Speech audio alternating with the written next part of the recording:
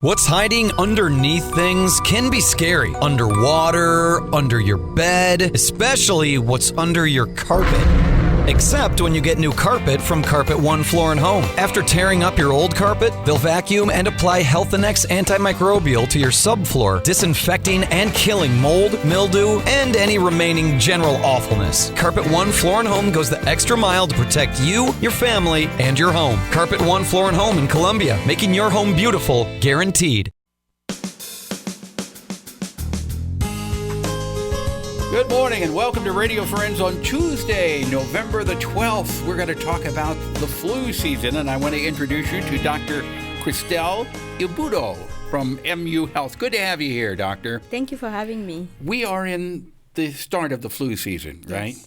How important is it for all of us to get our flu shots? It is very important because it helps not only protect us, but also those around us that could get sicker from the flu.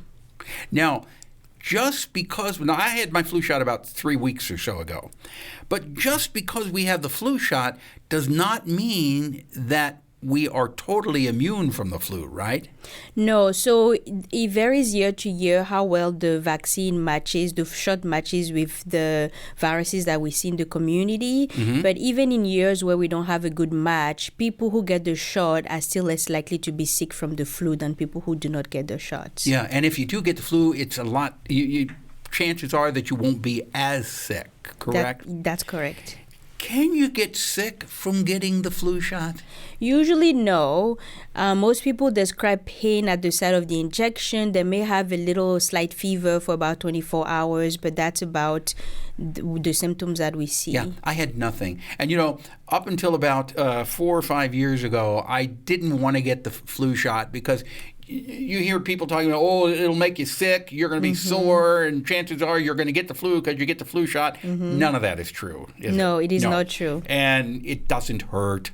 And my arm wasn't sore, and I didn't have any reaction to it. That doesn't mean that somebody else may not have a little soreness or some reaction. Correct. But the bottom line is it's important to get that shot. Absolutely. How many people are getting the shots these days? Would you say the majority of the population? So there's about 40% of adults get the shots. About 60 to 65% of children, based on last year's data, have gotten the shot. And so we are really encouraging more people to do so, again, to really protect those around them that could be sicker. So people who are older, young children, people who have certain chronic conditions like asthma, people who are pregnant are more likely to have really bad flu if they get it. Mm-hmm.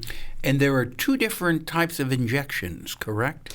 Yes, there's a 4-component vaccine and there's a 3-component vaccine. So how do you know which one is right for you? Most people get the 4-component vaccine. There are some differences based on age as well. So older people tend to get a different shot than younger people do. But for the most part, most people are getting the 4-component vaccine. I think I got the 4. Yeah. And I guess I'm considered a senior, aren't I? Yeah, well, I don't know. Oh, you're too kind. I'm 74. That's a senior. But Doctor, I thank you so much for coming by. The bottom line is if people have not gotten their flu shot yet, they should do it. Absolutely, okay, yes. Because it's best for all of us yes. and everybody around. Dr. Christelle Ilboudo from MU Healthcare, thank you so much for coming. You got a beautiful smile, too. Thank you. Thanks for having me. And you're welcome. And if you want more information about this, the best thing to do would go to the website, and that's muhealth.org. Okay, muhealth.org, and you find all the information you have. And if you haven't gotten your flu shot yet, be sure to do so, okay? It's good for you, and it's good for people around you. Now, Marilyn McLeod, have you had your flu shot? I have. Good, okay. Marilyn is from the League of Women Voters, because if you hadn't, Dr. Ilboudo was right here, and she got the needle, and she's ready to go. All right. But what do we got, Marilyn? Well, I'm not here to talk about voting or elections today, but we have 3 upcoming events, and I'm just going to tell you about them, if that's okay. For the League of Women Voters. For the League of Women Voters and for the public. Yeah. We love to do our events for the public. The first is today, November 12th at noon at the Public Library, and it's one of our Lunch and Learn series. You can bring your lunch. Sure. We don't serve lunch. And it is on historic preservation in Columbia. And we have Pat Fowler, who is on the Historic Preservation Commission, and that's the group that that decides notable properties and that also takes care of that aspect of buildings in Columbia. Right. And we have some property that needs to be preserved. Yes, exactly. Okay, so that's today. So that's today. And then in a week, November 19th, we are going to be starting a series of 3 film showings at Ragtag in cooperation with Ragtag Cinema. Uh-huh. So on the 19th, we're going to have 3 silent films, believe it or not. One with Charlie Chaplin in drag, which is pretty interesting. I've not seen it, so I have no idea, but they should be fun. And then a discussion, because those are about suffrage at the time, before women got the vote. So 3 silent films. Now, are you going to have somebody playing the piano or the organ there? That I don't know. I don't expect that particularly. We haven't talked about that. But I think they'll be fun to watch and to see about the time, and particularly Charlie Chaplin dressed as a woman.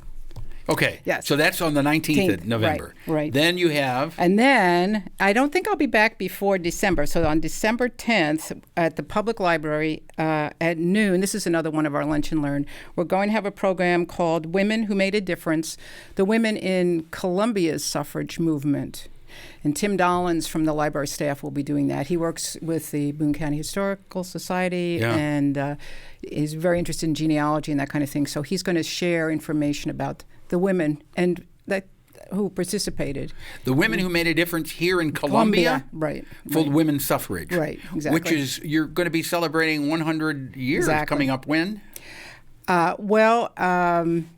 The vote was in 1919 from Congress and then fully ratified in 1920. So with this whole year, we're kind of doing a celebration. Yeah. So you can see these were 2 events about suffrage. So we're sort of... Was it ratified before November of 1920?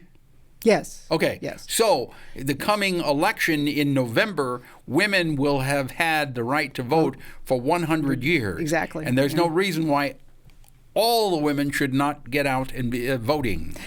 Absolutely. Yeah. Why everybody shouldn't get out. There's no excuse why we shouldn't vote. I mean, when I think of that and the fact that our turnout is dismal at times. Yes, it's embarrassing when you think, here we are, this country, and we have the freedoms that we have, which can end up being taken away if we don't exercise our right to vote. Right. Is about 40% of the people that vote now? Depends on the election. I think for a presidential election, you'd get a bigger turnout, but the closer you come to local elections, not so much. But even for the presidential election, is it as high as 60%? No.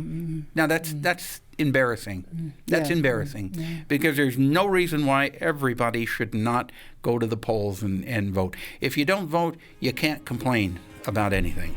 Agreed. All right. Thank you so much. So if people want more information, the League of Women Voters, you have a website? Yes, lwvcbc.org. lwvcbc.org for the League of Women Voters. All right? Tomorrow we're going to do some AI talking, artificial intelligence talking. Something you'd like to hear or see? I'd love to hear from you. Pepper P, Missouri.edu. Bye-bye.